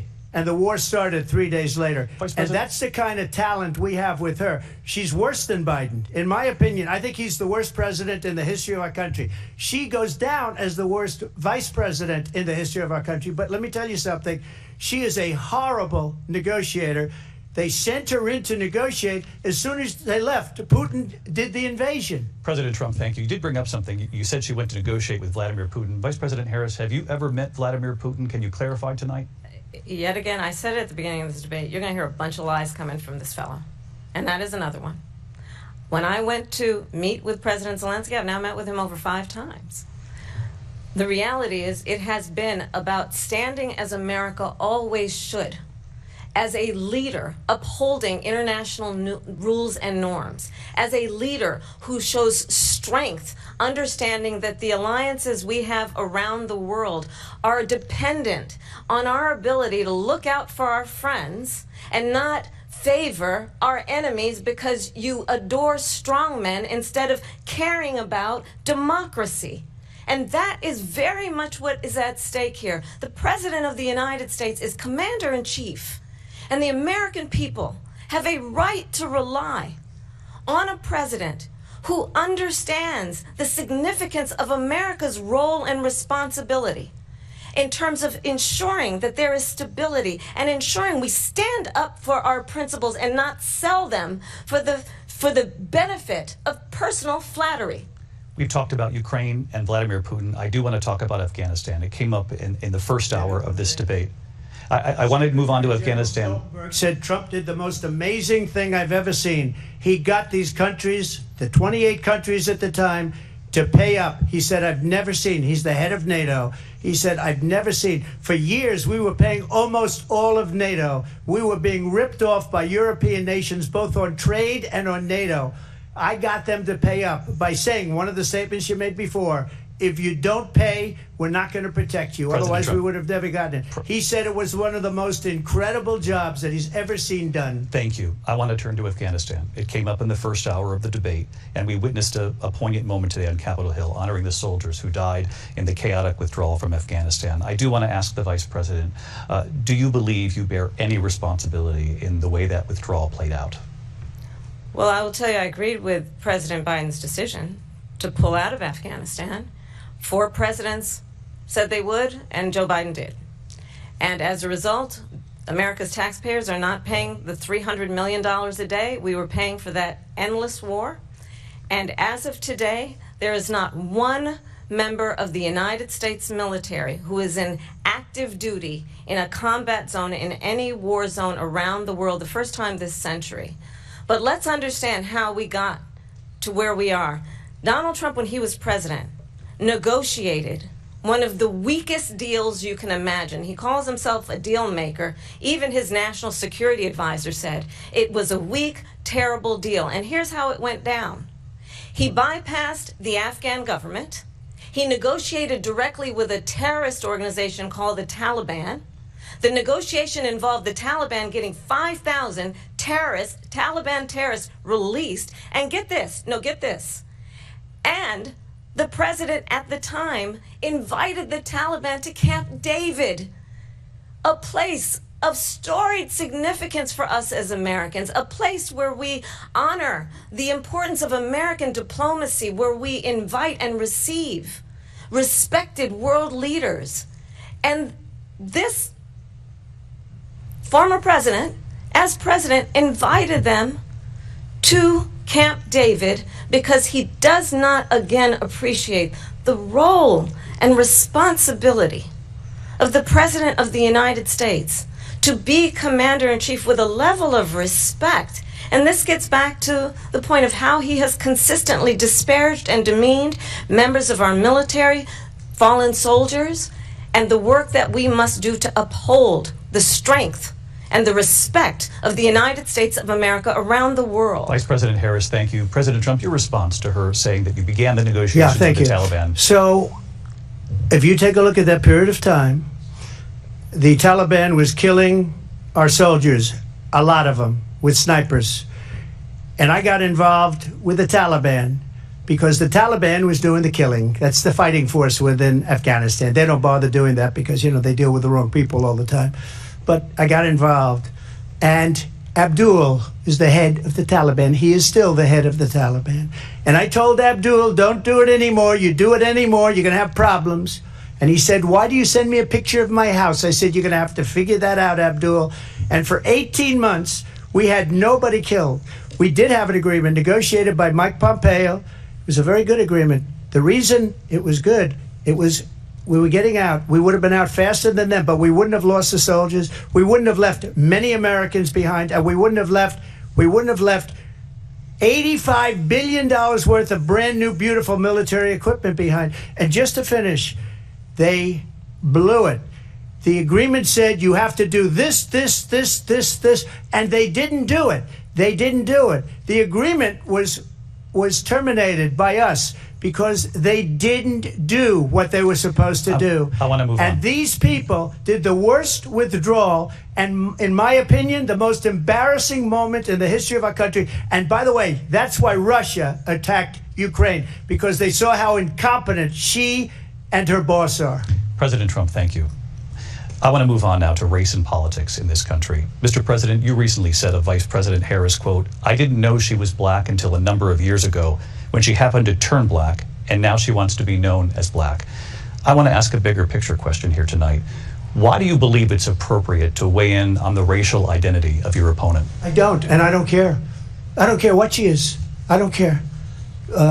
You make a big deal out of something. I couldn't care less. Whatever she wants to be is okay with me. But those were your words, so I'm asking. I don't know. I mean, all I can say is I read where she was not black, that she put out, and I'll say that. And then I read that she was black, and that's okay. Either one was okay with me. That's up to her. That's up to her. Vice President Harris, your thoughts on this?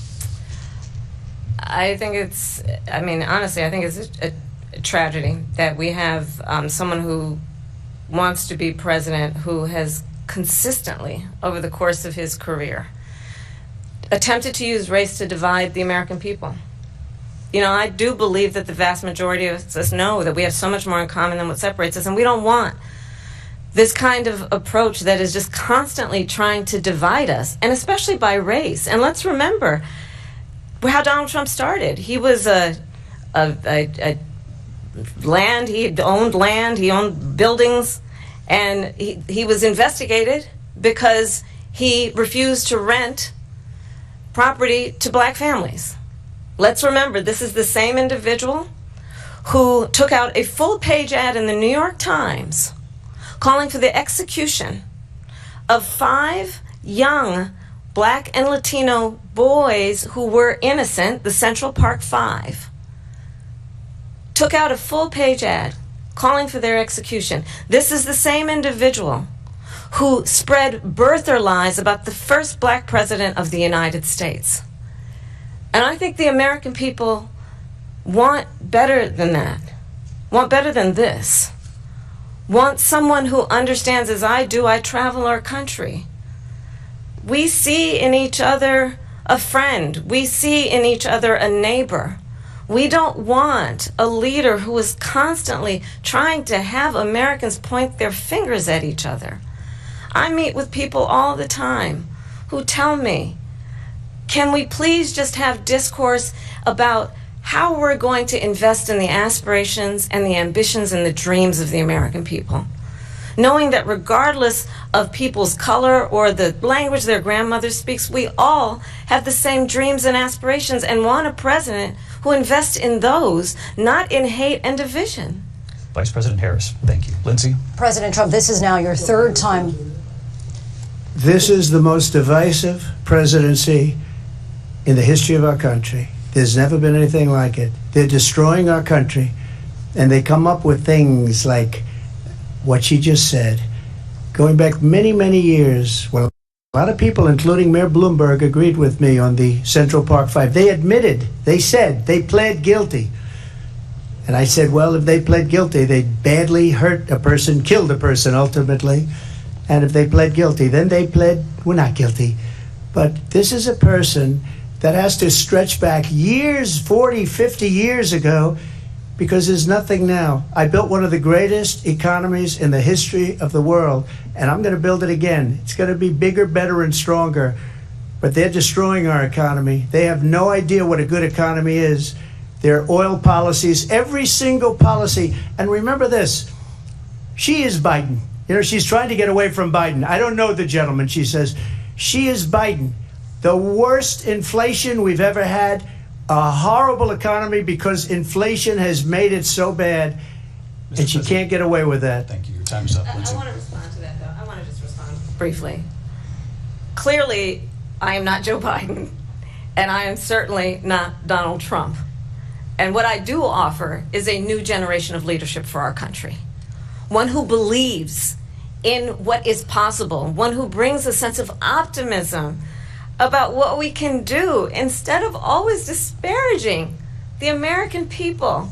I believe in what we can do to strengthen our small businesses, which is why I have a plan. Let's talk about our plans and let's compare the plans. I have a plan to give startup businesses $50,000 tax deduction to pursue their ambitions, their innovation, their ideas, their hard work. I have a plan, $6,000 for young families for the first year of your child's life to help you in that most critical stage of your child's development. I have a plan that is about allowing people to be able to pursue what has been fleeting in terms of the American dream by offering a help with down payment of $25,000 down payment assistance for first-time home buyers.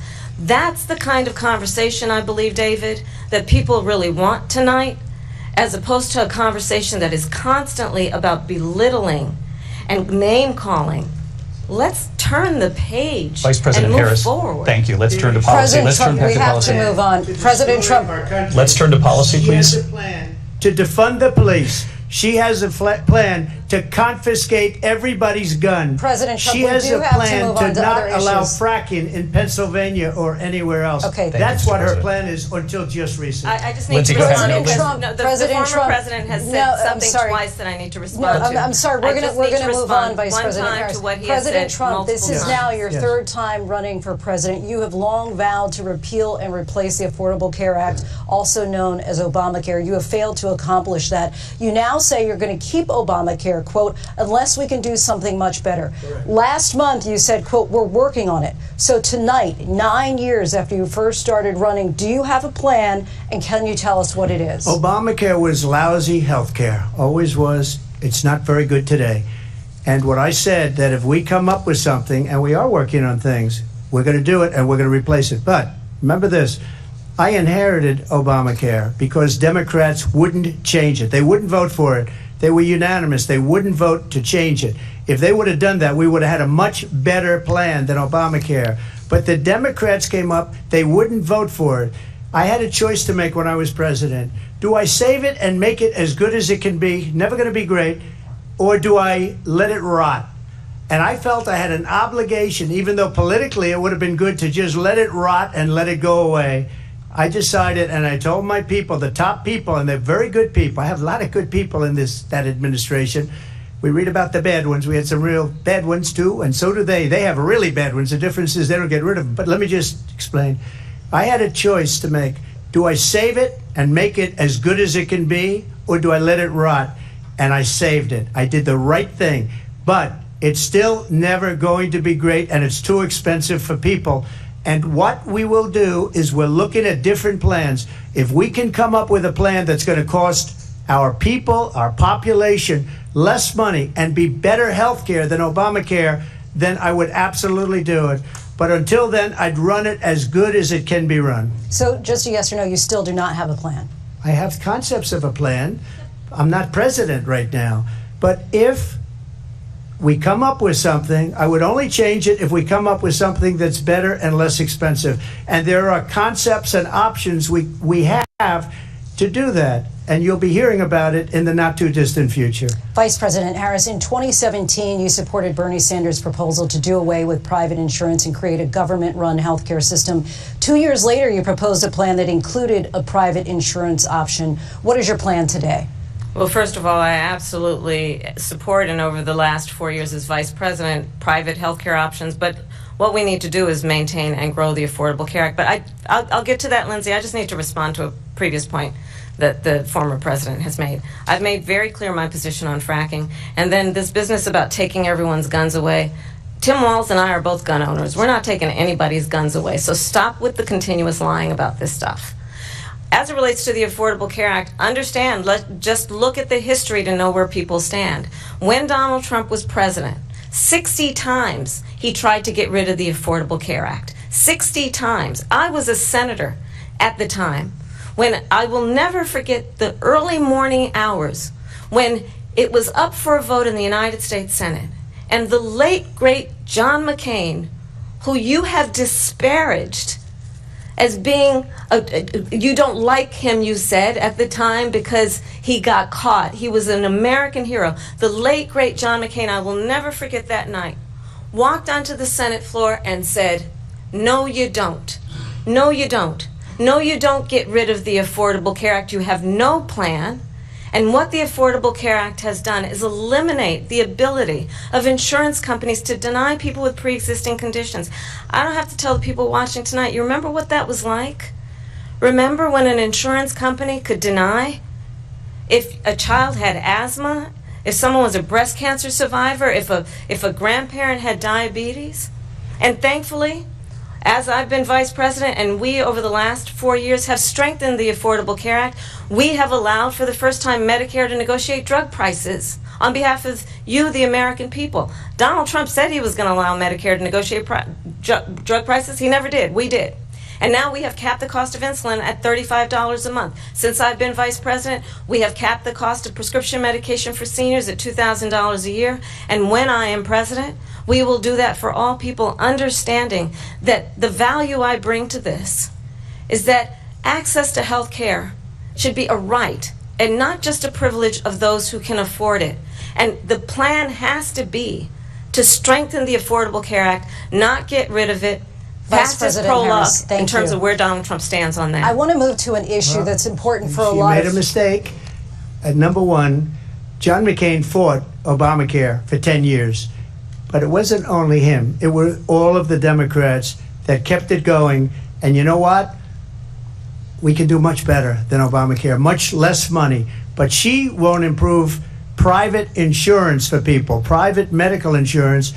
That's another thing she doesn't want to give. People Trump are paying privately for insurance that have worked hard and made money, and they want to have private. She wants everybody to be on government insurance where you wait 6 months for an operation that you need immediately. President Trump, thank you. We have another issue that we'd like to get to that's important for a number of Americans, in particular younger voters, and that's climate change. President Trump, with regard to the environment, you say that we have to have clean air and clean water. Vice President Harris, you call climate change an existential threat.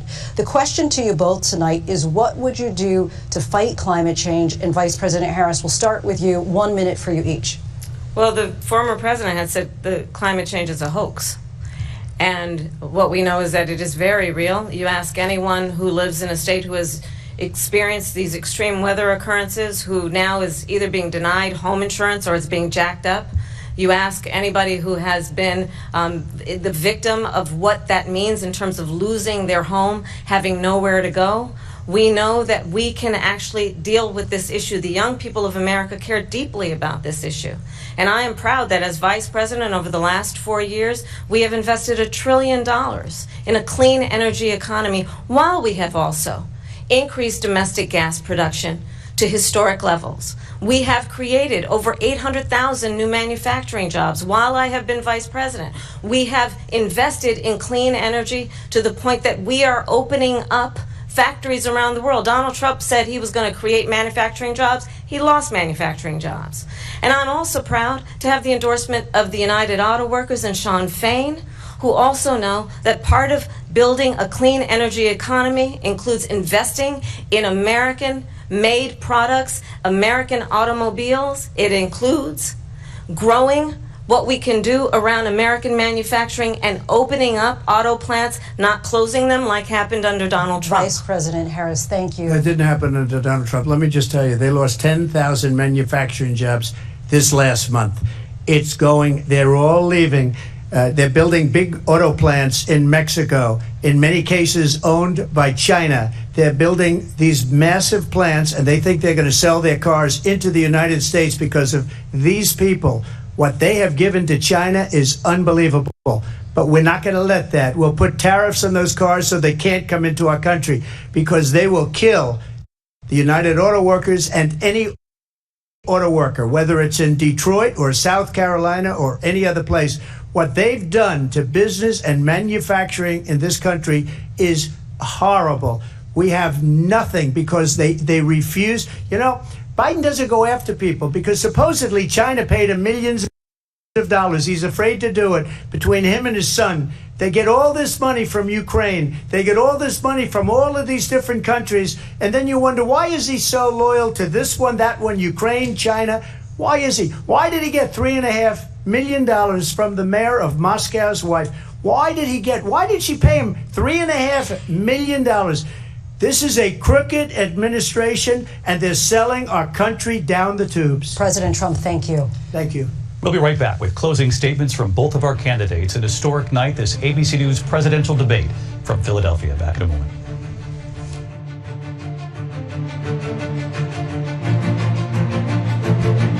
The ABC News presidential debate will continue after this. I spoke to the vice president. She seems calm, cool, and collected. I think she's going to do great. And I'm not going to tell you what advice I gave her. Here in Philadelphia, the stage is set. Vice President Kamala Harris and former President Donald Trump are hours away from their first high-stakes meeting on a national stage in front of a national audience. Both are hoping to use tonight's debate to sway those key undecided voters.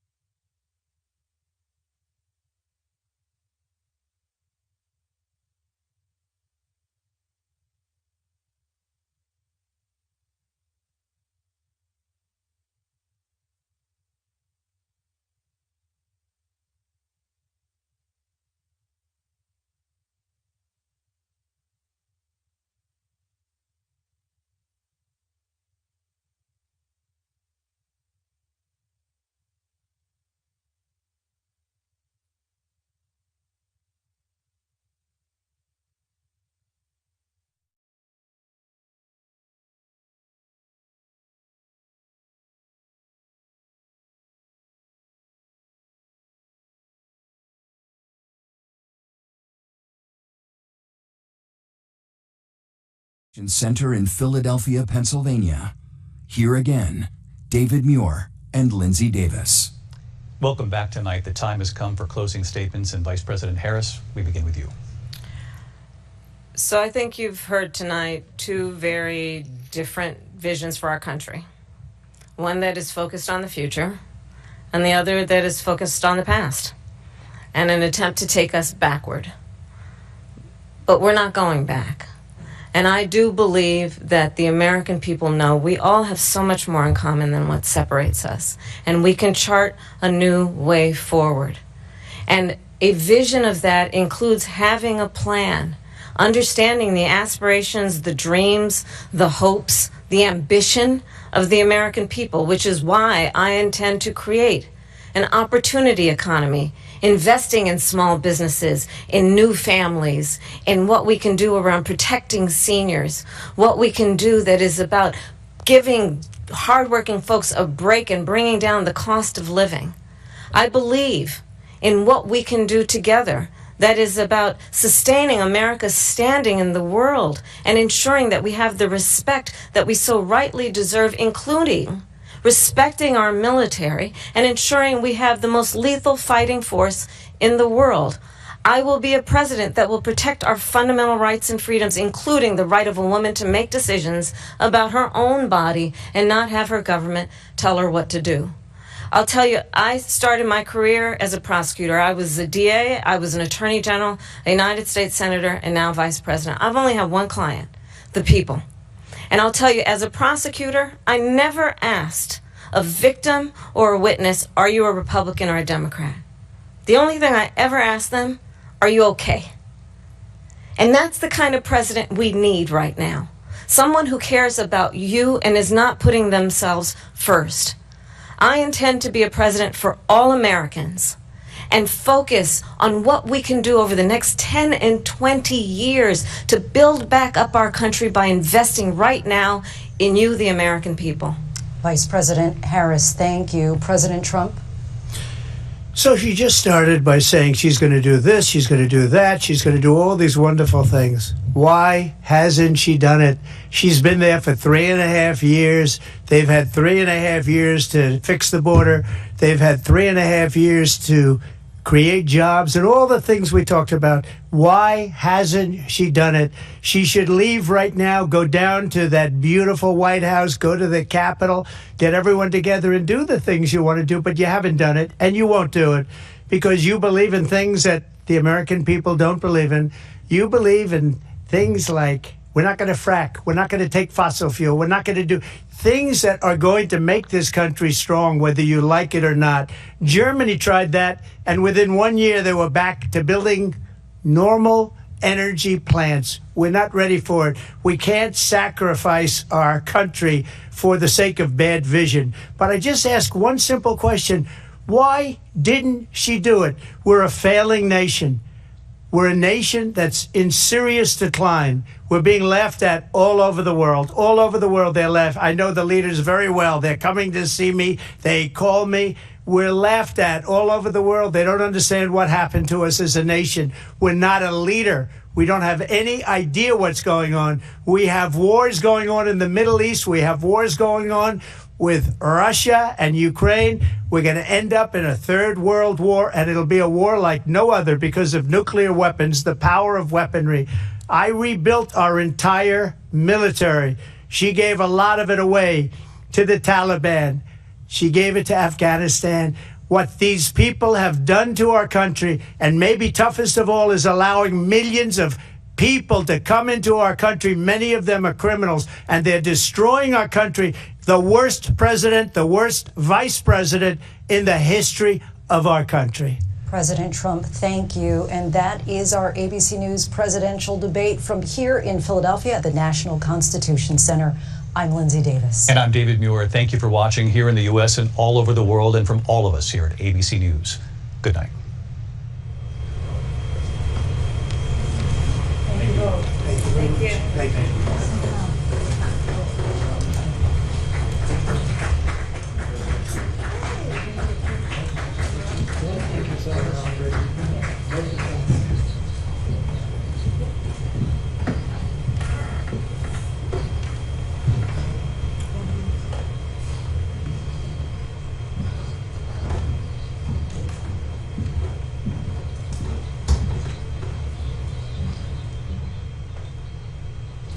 华人看世界，尽在华人资讯网好视频。华人看世界，尽在华人资讯网好视频。华人看世界，尽在华人资讯网好视频。华人看世界，尽在华人资讯网好视频。